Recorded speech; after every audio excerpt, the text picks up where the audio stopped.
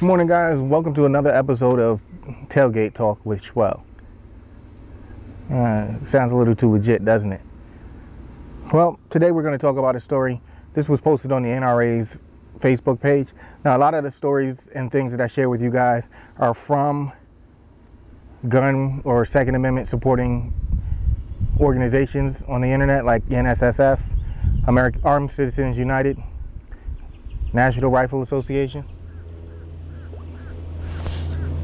House and Senate Democrats have opened a campaign to get states to require a license issued by police, complete with fingerprints and photos before buying a handgun, even from a friend or family member. That screams registration to me. Now get this, guys. It's called the Handgun Purchaser Licensing Act of 2015. Who do you think is behind this?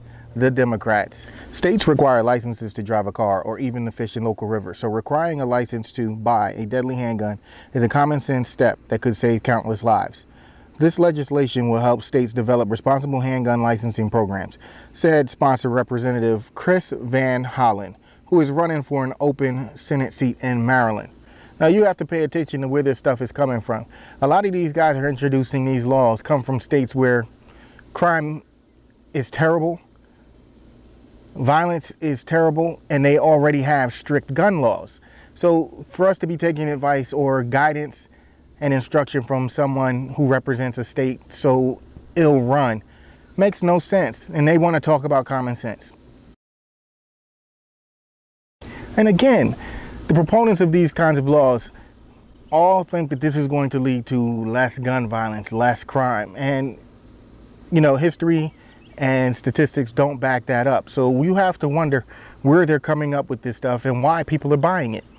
Now, I use the term firearm, but this is more specific to handguns. So let me read off the 5 requirements that would allow you to purchase a firearm under this act.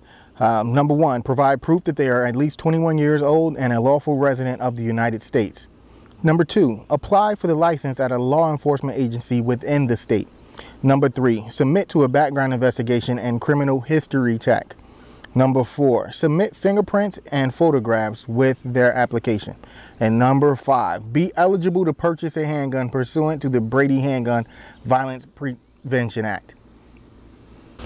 Now, today's June 12th. Yesterday, the 11th, Thursday, was when they presented this legislation. So hopefully you guys that are watching this video can spread the word and we can get this out so people can pay attention. This may have even more of an impact on us than ITAR will. The talk of the ITAR changes earlier this week. And I'm still researching that because now I'm getting information stating that that will not apply to civilians. Who knew? Now, check this. I'm going to read this word for word. The 4 said there is proof that licensing cuts the violence, and they cited a new study from Johns Hopkins University on a Connecticut law passed 10 years ago.